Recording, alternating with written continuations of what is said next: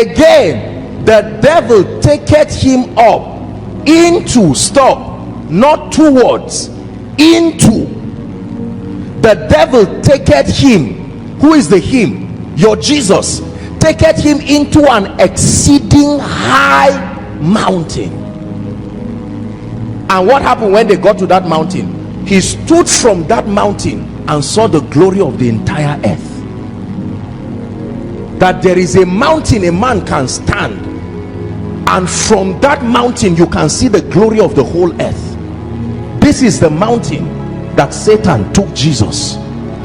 There were many mountains, but he knew only one would be worth tempting Jesus in, and he took Jesus to that mountain. The Bible calls it an exceeding high mountain.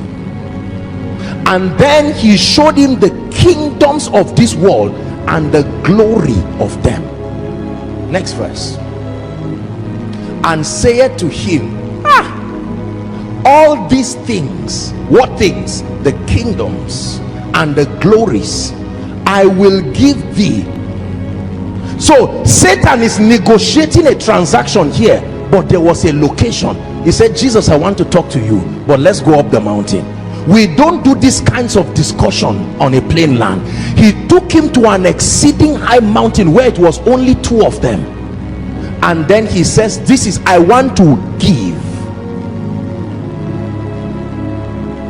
That one is a deception, because when you give something and demand something, is not giving, it's business. He used a very deceptive terminology. He says, I will give thee if thou will fall down. I will give you pure water if you will give me 100 naira. Is that charity? No. Satan is negotiating something with Jesus, your Jesus. And look at the interesting system. He starts by marketing something for him. He says, before we talk, see first, so that you will believe me. Look at the kingdoms, and then look at their glories, the wealth. And then he says, now that you have seen and are convinced, let us discuss. This is my proposal. I will give you access from this mountain to all these kingdoms. They will be at your beck and call. What I will get in return, listen carefully, is that you will fall down and worship me. Now imagine, God forbid, but just imagine that Jesus agreed. What do you think would have happened? Jesus would have come down that mountain with strange influence that you cannot explain. Now you were not there. All you know is that he bowed down and said, Satan, I'm more interested in the kingdom and the glory. Oh King Satan, I acknowledge you as my Lord. I give you my heart. And Satan says, okay, as I agreed. If Satan tempted Jesus, how many other people has he taken to that mountain to say, come, forget about this, let me show you how things happen in this earth. And then he says, look at this, I will give you these kingdoms and the glory, bow down to me. Not everybody will say no. Some people will say yes, and will say, this is the deal, here you have, go down. Immediately they go down. In 2 months their albums are all over the world, regardless of what they sing. And you say, my God, this guy is so skilled. No, something happened up the mountain. I pray that God will open your eyes to understand what I'm teaching you tonight. There are certain dimensions of the supplies of God that cannot happen by doing business with men. You must do business with spirits. I cast my crown before, listen, the highest royalty. Remember, that's what Satan wanted. Bow down and worship me. Satan has been obsessed with allegiance and loyalty. The kingdoms did not mean anything to him. The glories did not mean anything to him. But he knows that it is the system that men need, And so what he decided to do was to make sure that he has control of those systems, and then he will continue to call men to say, let us negotiate. What shall it profit a man if he gains the whole world? Question: where did that business happen, that he gained the whole world? Because that is a business terminology. What shall it profit a man if he gains the whole world? Where is the law? Show me where men gain the whole world. Do they gain it in a bank? Do they gain it in an investment house? Show me where men gain the whole world and give up their soul. That business, when you get there, the commodity is your soul versus the world, not your product. Your soul and the world. Your soul and the world. Your soul and the world. Your soul and the world. So you now know that it says, I wish above all things that you prosper, but I hope your soul too was not lost while you are prospering. I hope that the way you prospered was God's own way. I know how you are prospered. When your soul does not prosper, it was exchanged for your wealth. Sit down, sit down, sit down. Yabone nakao sujada nena sarkin salama sarkin. My concern is not your prosperity.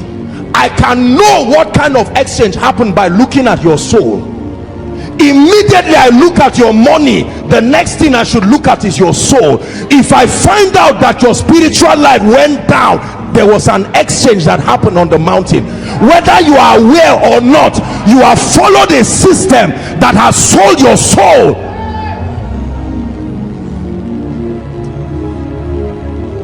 There are many, sit down please. There are many men of God.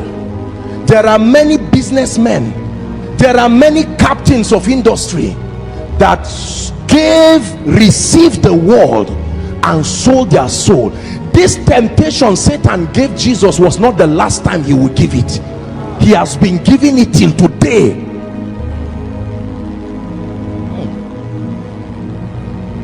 So he says, I wish above all things that you will prosper, but I will know how the prosperity came, not by looking at the money, but looking at your soul. When I see both your soul and your pocket rising, I know where that grace came from. It can't be the devil. The devil will never allow your pocket and your soul to rise at the same time. So I look at your prosperity and then I look at your soul. I see that in your rising, you gave up your values, you gave up your character, you gave up your family, you gave up your integrity. I know that there is a negotiation happening. You are giving your soul for mundane things. Are we together? Look what Jesus did. Verse 10. Jesus said, get thee hence, Satan, for it is written, thou shalt worship the Lord thy God, and him only shalt thou serve. What was Satan looking for? Allegiance. Satan does not need money. He does not want money. So apostle, why is it that there is difficulty in meeting our bills at home? Satan knows that men cannot endure hardship indefinitely, so he manipulates the economy and waits for you on that mountain. He knows that when the pain becomes too much and your church cannot build, the pastor will say, I thank God for this, but I prophesy, Sam, bring 1 million. Remember, that's not how he started. But because of the pain, we need money. Generator needs to be fueled fast. And now I'm at a point, we brought a man of God abroad and we cannot pay him. So Sam, bring 1 million, bring 2 million. So I see the church's financing rising, but I look at the soul of the members. So I know that an exchange has happened. The pastor negotiated an exchange. I'm not saying this in a critical way. The greatest dread of Satan is that you prosper while your soul prospers. What then is his gain? Think how annoying it will be for me as a businessman. This is what I'm selling. Look up, please. And then I see you hold both money and my product. Are you getting what I'm saying now? Now you think what that would do to me. My advantage has been ruined. You have shown me I don't need you. That's the statement that this is happening.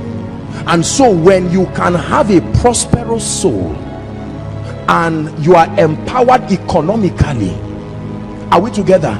You get up in the morning and say, my children, we are waiting upon the Lord today, yet the increment in the school fees does not affect the prayer because the resources are there. Glory be to God. Satan says, what then is my entry point in this family? Thank you.